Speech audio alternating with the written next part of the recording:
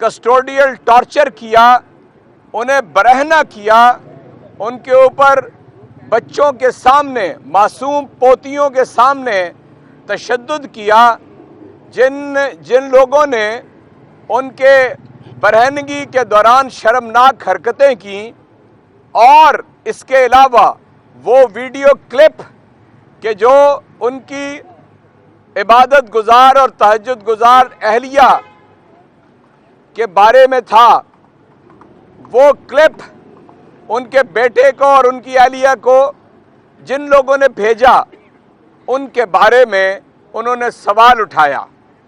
میں سوال اٹھانے کے اوپر اسلامی جمہوریہ پاکستان کے پریس کے ذریعے پوری قوم کو یہ بتانا چاہتا ہوں کہ حضور نبی کریم صلی اللہ علیہ وسلم نے حضرت عمر فاروق رضی اللہ عنہ کے بارے میں یہ فرمایا کہ میرے بعد اگر کوئی نبی ہوتا تو عمر ہوتا۔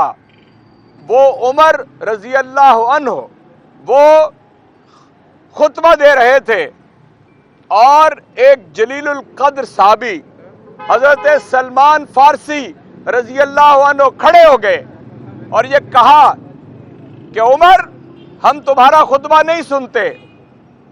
حضرت عمر نے سوال کیا کہ کیوں آپ نہیں سنتے؟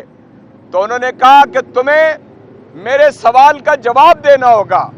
انہوں نے کہا آپ کا سوال کیا ہے؟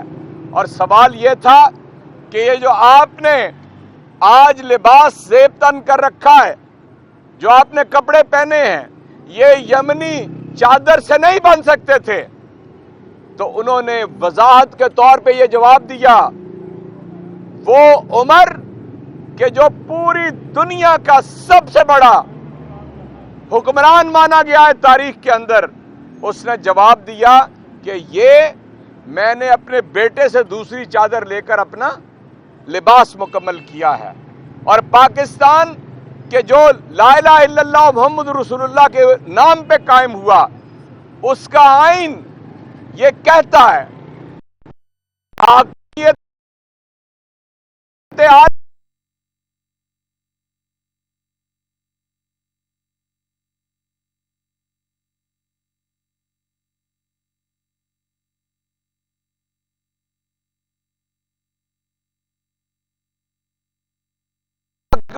اعلیٰ اللہ رب العزت کی ہے کہ جو منتخب نمائندوں کے ذریعے اس کی تنفیذ ہوگی۔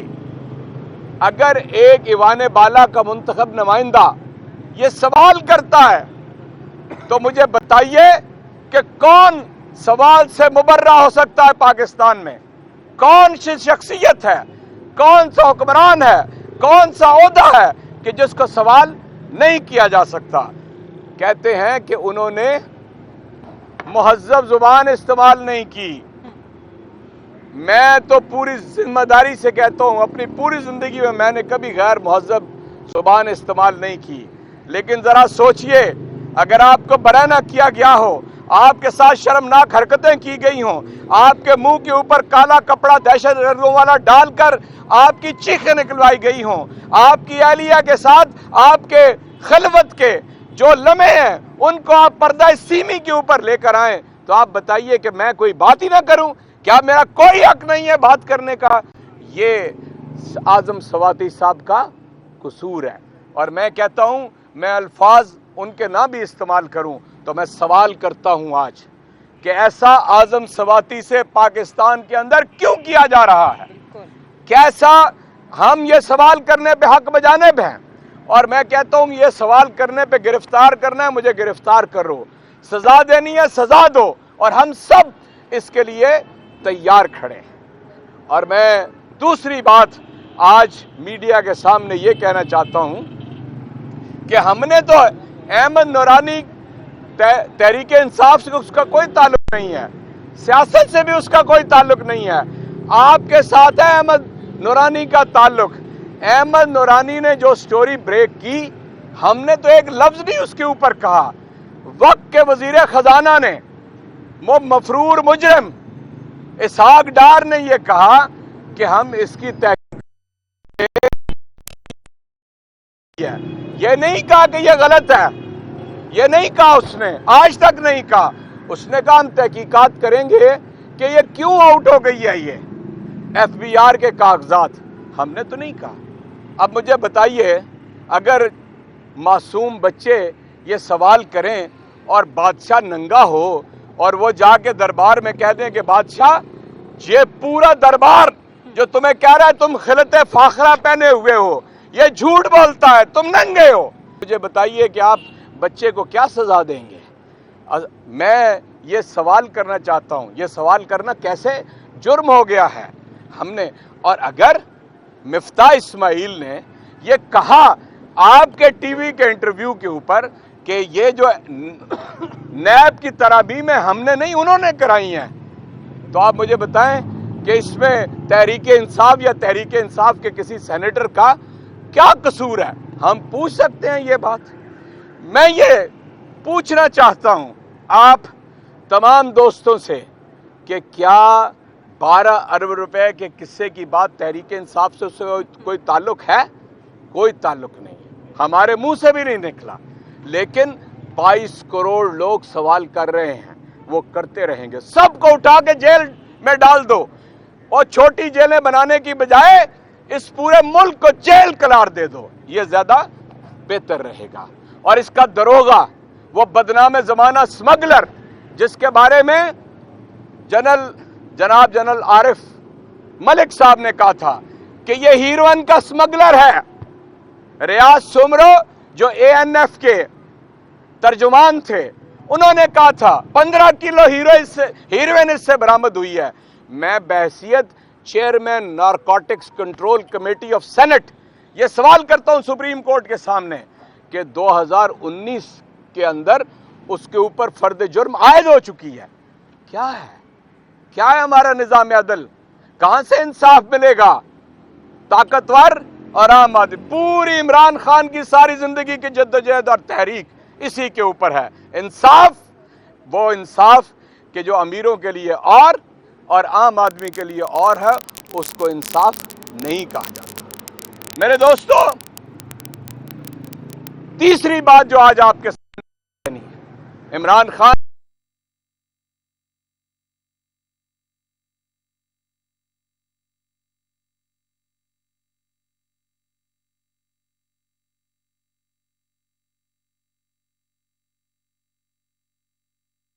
کا نام ہے جس کے اندر جنرل فیصل کا نام ہے, وہ F I R supreme court کے حکم کے باوجود کیوں درج نہیں ہوئی؟ سپریم کورٹ نے حکم دیا تھا اسلام آباد میں کہ ایف آئی آر درج کی جائے, اور میں وکلاء کے جلو میں کھڑا ہو کے یہ کہتا ہوں کہ سپریم کورٹ کا حکم یہ ہے کہ متاثرہ فریق جو وہ کہ جس کے اوپر ظلم ہوا ہو, فائرنگ ہوئی ہو, وہ در حقیقت وکٹم جو ہے وہ جو ایف آئی آر کٹائے وہ ایف آئی آر ہوتی ہے, ادھر ایف آئی آر نہیں ہوتی. سملرلی ایک بات اور جو میں اعظم سواتی کے حوالے سے سپریم کورٹ کی یاد دلانا چاہتا ہوں, ایک واقعے کی ایک سے زیادہ ایف آئی آر درج نہیں ہو سکتی. کیوں سپریم کورٹ کے یعنی اس حکم کی خلاف ورزی کی جا رہی ہے؟ ہم معزز جج صاحبان سے, ہمارے کوئی اور اللہ رب العزت کی ذات ہے اور نیچے یہ ہمارے ججز ہیں, سپریم کورٹ ہے, ان سے ہم پکار کر کہتے رہیں گے کہ یہ عمران خان کی ایف آئی آر درج کی جائے. اس کے بعد میرے دوستوں میں آپ کو ایک بات کہنا چاہ رہا ہوں, میں 45 برس سے سیاست کا طالب, اسے شہید کیا, کیوں کیا؟ یہ سارے سوال ہیں جس کا جواب چاہیے.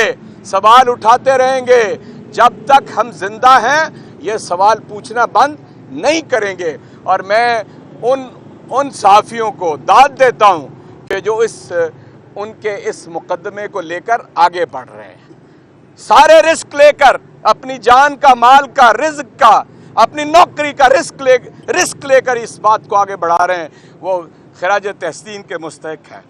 میرے دوستو, چوتھی بات جو میں آج کہنا چاہتا ہوں وہ آپ کے سامنے یہ ملک ڈوب رہا ہے, اور اگر میں کہوں تو آپ شاید نہ مانیں. اگر گواہی وہ دے دے, اس نے خود ایڈمٹ کیا شہداء کے آخری خطاب کے اندر کہ ملک ڈوب چکا ہے. आसिफ ने, ख्वाजा वेंटिलेटर ने एडमिट किया मुल्क डूब रहा है, और वजीर खजाना आपका मिफ्ता इस्माइल, उसने एडमिट किया कि पाकिस्तान डिफॉल्ट से नहीं बच सकेगा। इसलिए हम ये कहते हैं, हमने कुर्बानी दी है, इमरान खान ने कुर्बानी दी है, हम कुर्बानी दे रहे हैं। अगर आपकी मुंतखब 859 नशिस्तों में से 563 नशिस्तों से तहरीके इंसाफ इस्तीफे दे के बाहर आ जाए, तो आप बताइए कि इस मुल्क का निज़ाम कैसे चलेगा? कोई पागल ही होगा। यानी राना सनाउल्लाह कहता है मैं 6 महीने आगे बढ़ा दूं, तो इसका आप समझते हैं कि इसका दिमागी तवाज़ुन ठीक है? समझते हैं इसका दिमागी तवाज़ुन ठीक नहीं है। और इसीलिए मैं कहता हूं कि पाकिस्तान के निज़ाम अदल को इस बीमार ज़हनियत का जायज़ा लेना चाहिए। ये बीमार आदमी है, ये पाकिस्तान को तबाही के किनारे लेके जा रहा है, जिसने अरब रुपया इस्लामाबाद में 1383 कंटेनर लगाकर 30,000 वहां पर फोर्स इकट्ठी करके इस गरीब कौम का अरबों रुपया जिसने पानी की तरह बहा दिया। कोई सवाल करेगा उससे? कोई सवाल करेगा उससे? तुमने कौन से कश्मीर की जंग फतह कर ली है? तुम्हें शर्म आनी चाहिए, तुम्हें कल्ला है तुम्हें। मैं तुम्हें कहता हूं कि तुमने ये पाकिस्तान के साथ किया।